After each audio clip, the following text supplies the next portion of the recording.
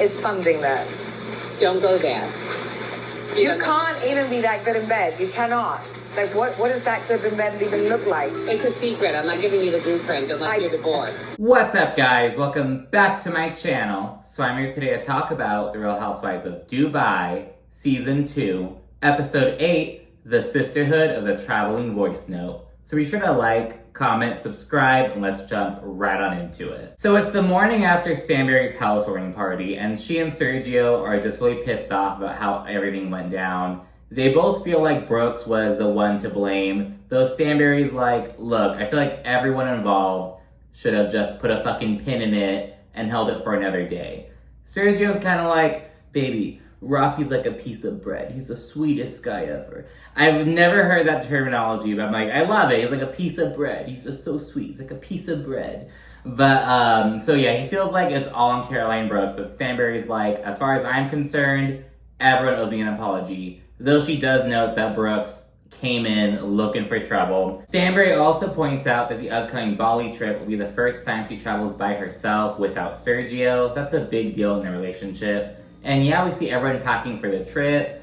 Lisa's talking to her husband about just how bad the situation was between Talene and Brooks and Rafi and whatnot. And she notes that, like, in the UAE, men don't even, like, address women. So, like, to see this, like, cursing match, this arguing going on between Talene and Rafi versus Brooks, it's just, like, so much. You know that, like, it'd be bad in any, like, culture, essentially, but that shit just does not fly over in the UAE, basically. Talene and Rafi, they're chit-chatting as she packs, and she says that Brooks, because she's been her friend for 8 years, she knows just what buttons to push.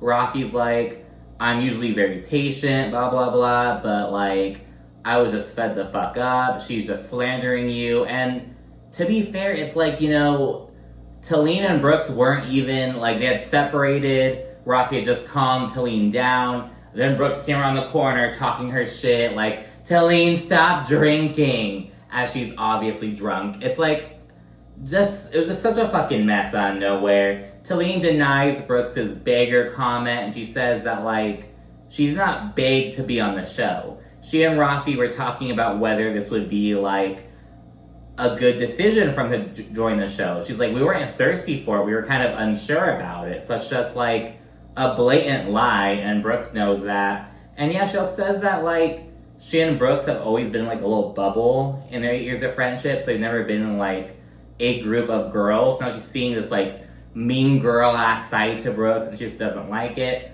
And she actually admits that she's kind of scared to go to Bali. She's like, I don't know what's gonna happen. And her voice actually cracks a little bit. She's, like, really uneasy, because this is her good friend. And, like, she's new to this group of friends. It's just, like, it's just a lot for her, I guess. Anyways, Brooks FaceTimes Sarah, and she expresses that she also feels kind of unsure about the Bali trip.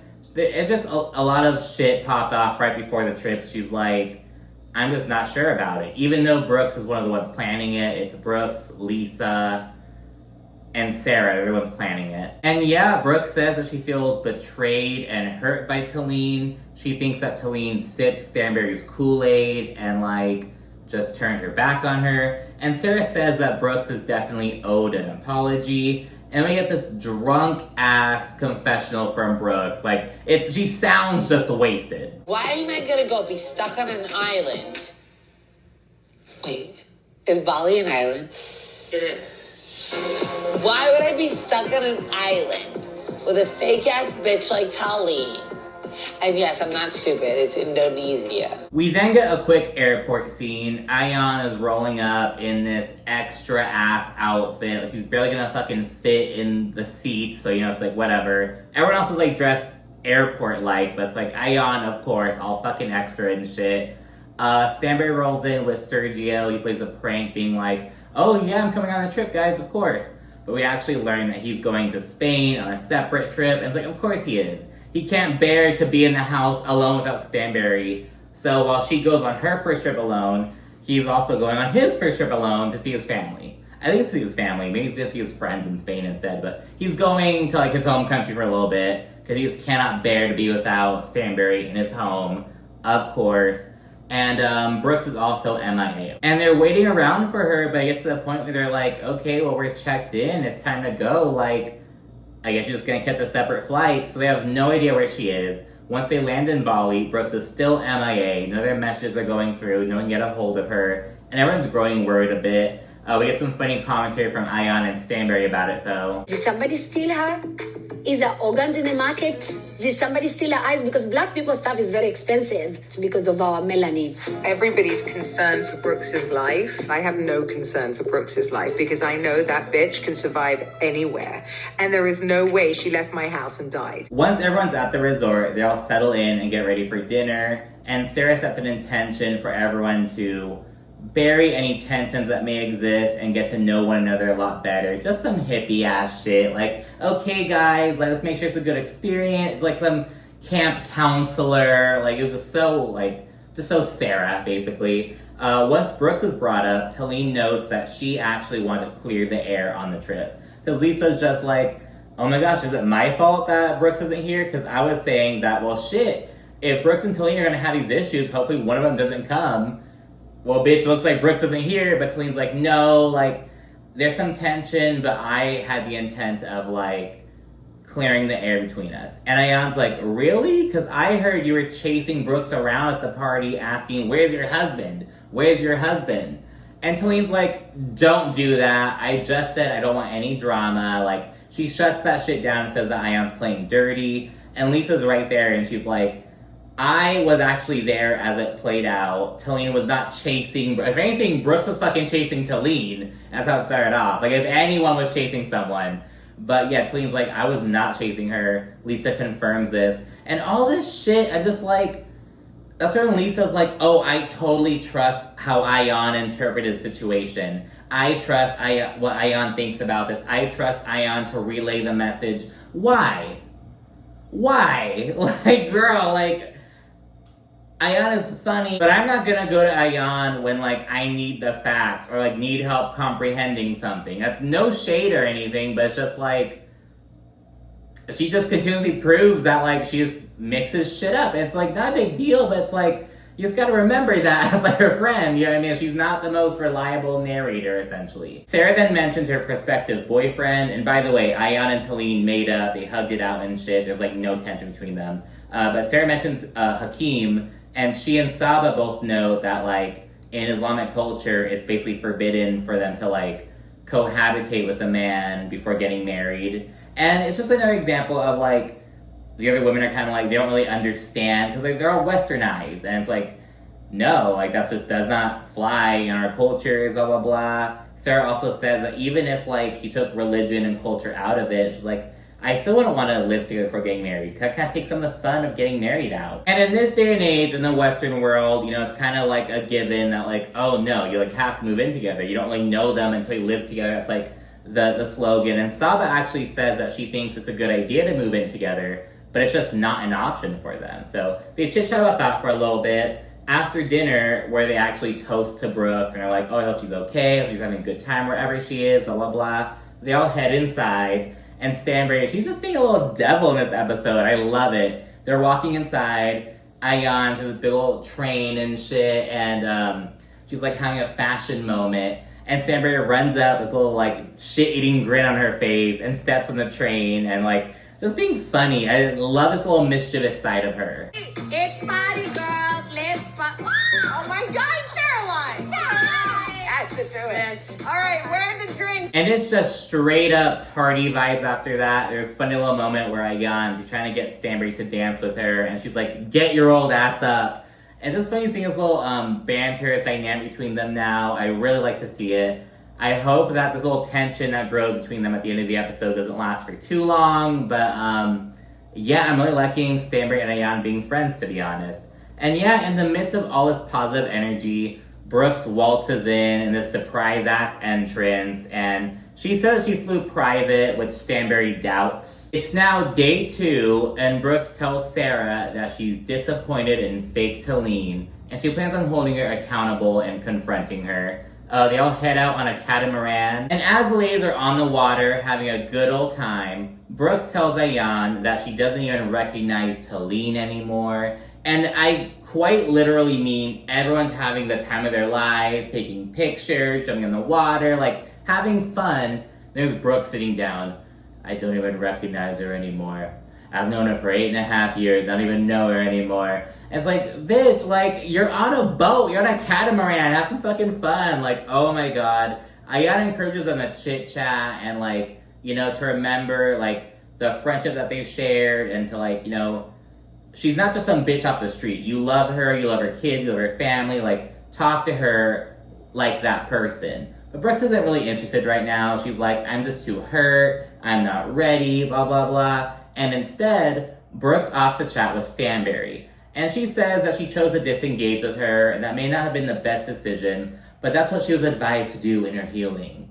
And this is what I don't like about Brooks. She's just like, okay, let me rephrase that. I enjoy Brooks as a villain, but this shit gets annoying. The whole like, oh, it's my healing, like, stand in your bullshit. You know what I mean? It's just like, making excuses, like, oh, it's my healing journey, I have to prioritize it's like that toxic healing type bullshit, like when a toxic person learns therapy speak, it's just like the end of the fucking world. That's kind of what Brooks is starting to give, like, and that's why I'm with Stanbury when she notes that this healing journey has to fucking stop. And she's not saying that Brooks shouldn't become, like, a better person. She's just like, you have to cut the bullshit. Like, if you're gonna, like, try to grow and improve, do that. But all this, like, fake, spiritual, good person, humbo jumbo ass shit just isn't working. And that's why I am with Stanbury on it. She's not saying, like, oh, she wants Brooks to be miserable and be negative and, like, to be embroiled in toxicity, which Brooks is still doing on his healing journey. But she's like, bitch, cut the bullshit. Like, honestly. And I respect that opinion. Because, like, yeah, this healing journey is obviously not working. Stanbury Ship says that all Brooks is doing is traumatizing the rest of the group, and it's just like, dude. But anyways, Stanbury then asks Brooks with a smile on her face, who funded that private jet? And Brooks is like, don't go there. She has like a fucking fan and everything. She's like, don't go there. And Stanbury's like, how can you be that good in bed? What does that good in bed even look like? Because she noted that it's like $250,000 trip. Like, what did you do to get that private trip? And Brooks is like, I'll give you the blueprint if you get divorced. But Stanbury's like, I am not getting divorced. I like my 28-year-old who does not have a private jet. Like, I'm good. This is funny seeing this little banter again. I really like Stanbury, her sense of humor, and like, I don't know, I really vibe with it, to be honest. And yeah, they're still on the catamaran, having a good old time, a lot of positivity going on. Even Brooks and Talene, they're like in the water, having a good time together. Like, everyone's having a really good time. And Stanbury and Ayan are over on the side, and Stanbury mentions a voice note that Ayan shared with her. So at this point, what we know is that Ayan got a voice note of Sarah allegedly shit-talking Brooks.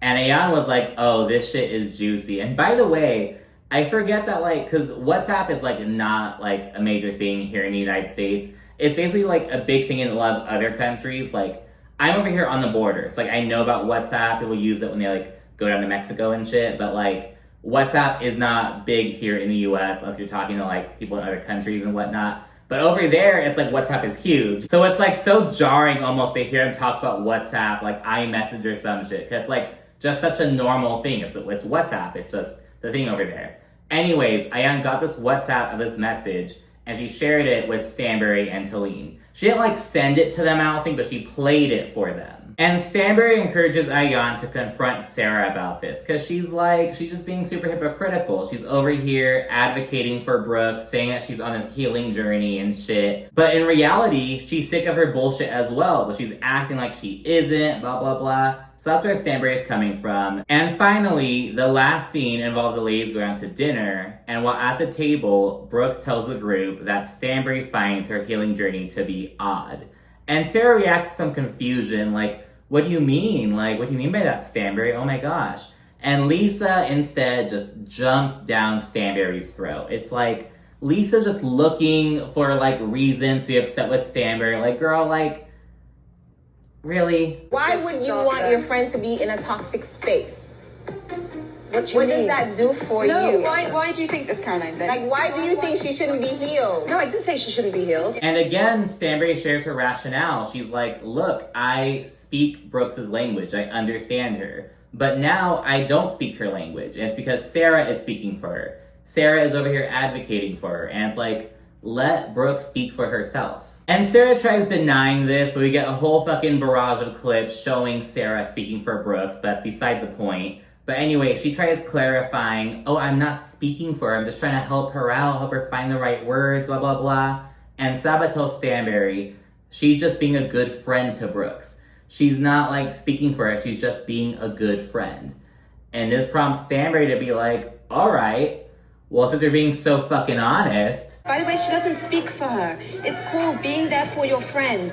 Well, since we're being so honest, if Sarah really was such a good friend, she needs to have accountability for the voice note you played us. What voice note was that? Oh, we're going there? She just threw Ayan right into the fucking hot seat. But again, she kind of like prepped Ayan a little, not prepped, but like she gave her like a bit of a heads up. Kind of like, hey girl, what are you gonna do with this information, blah, blah, blah.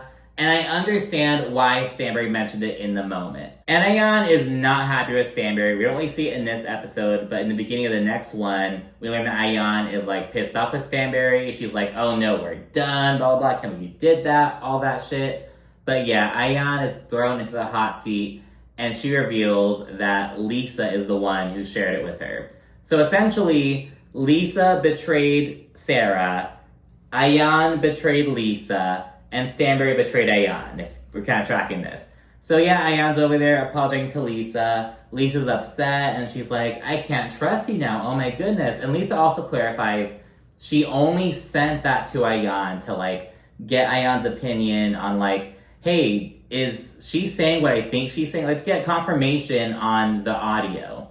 And again, it's like, why are you getting that from Ayan?